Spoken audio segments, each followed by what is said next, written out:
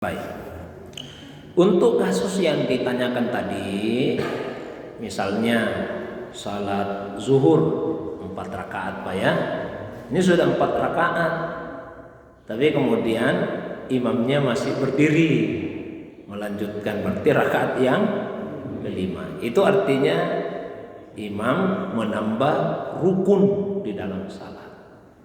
Nah, apabila makmum mengetahui hal tersebut, maka yang dilakukan oleh makmum adalah mengingatkan imam dengan mengucapkan tasbih subhanallah.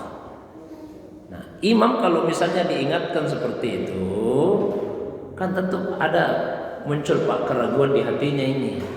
Kan tidak mungkin dia tidak ragu-ragu. Bukan satu orang saja yang mengucapkan subhanallah, banyak ini yang mengucapkan subhanallah. Tidak bisa dia hanya bersandar pada keyakinan dirinya sendiri. Sudah banyak yang mengingatkan. Apa yang dia lakukan? Langsung turun kembali. Langsung turun. Ya, turun, duduk, tasahud terakhir. Ya, itu yang dia lakukan. Tidak boleh dia lanjutkan. Tidak bisa dia mengatakan, sudah terlanjur mau berdiri nih, saya lanjutkan 1 rakaat.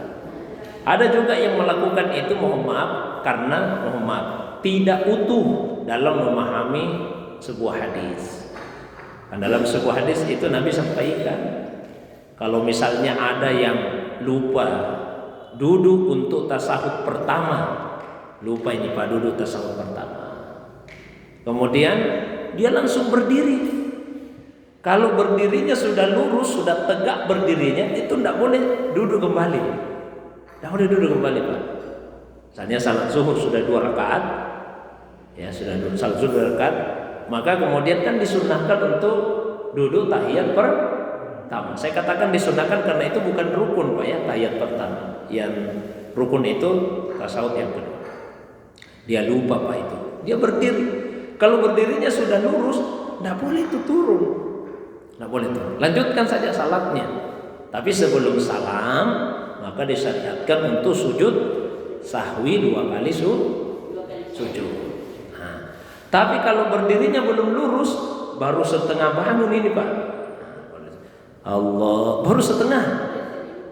Tiba-tiba makmumnya mengingatkan subhanallah, turun lagi kembali dan tidak usah sujud sahwi.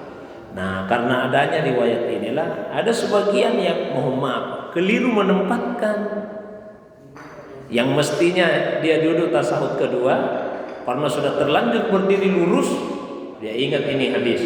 Oh, saya tidak boleh turun kembali, saya lanjutkan saja. Oh, itu berlakunya kalau lupa tahiyat yang pertama. Kalau ini Pak dia lanjutkan berarti secara sengaja menambah rukun. Itu tidak boleh. Jadi makmum mengingatkan, imam yang diingatkan turun. Makanya saya sampaikan, ilmu itu dibutuhkan dua pihak, imam dan makmum juga. Ya butuh. Sekarang bagaimana kalau imamnya tetap memilih tidak turun? Nah, makmum ini meyakini sudah cukup. Apa yang dilakukan? Tidak boleh ikut berdiri. Tidak boleh ikut berdiri Pak. Kalau dia ikut berdiri, berarti dengan kesadaran, dengan sengaja dia menambah rukun dalam salat. Itu tidak boleh. Yang dilakukan apa? Duduk saja, duduk. Tunggui sampai imamnya turun. Turun, sujud 2 kali sujud, ya, salam, baru salam. Itu yang dilakukan oleh imam. Kalaupun misalnya imamnya tetap berkeras tidak. Saya pernah mengalami Pak itu, tapi memang tidak ada yang mengingatkan salat zuhur di suatu masjid. 5 rakaat saya salat zuhur itu waktu masalah. Dan tidak ada yang menegur, mungkin karena segan, ya. Karena segan menegur. Tapi selesai salat cerita-cerita. Jadi saya tanya, kenapa Pak? Ustaz, 5 rakaat tadi. Terus kenapa tidak ditegur? Tidak enak menegur. Kenapa tidak ditegur? Jadi kalian ikut tadi berdiri ikut sampai itu salat mau batal karena kamu sengaja melaksanakan salat 5 rakaat. Ya. Kalau kita saya tidak batal saya salatku karena saya tidak melakukan dengan sengaja menambah jadi 5 rakaat. Kalian sengaja Jadi yang dilakukan makmum Pak duduk saja.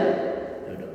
Beda Pak tadi Pak ya, kalau rakaat tahiyat pertama yang dilubah, kalau imamnya berdiri sudah lurus, jangan makmum memaksa imamnya turun kembali. Nah, dia pernah tanya, punya makmumnya subhanallah terus, nah imamnya tidak mau turun-turun. Ya memang dalam kondisi seperti itu, kalau imamnya sudah berdiri lurus, makmumnya ikut juga berdiri. Jadi untuk kasus tadi seperti itu Pak penjelasannya. Wallahu a'lam bishawab. Ibu dulu, Ibu silakan Ibu.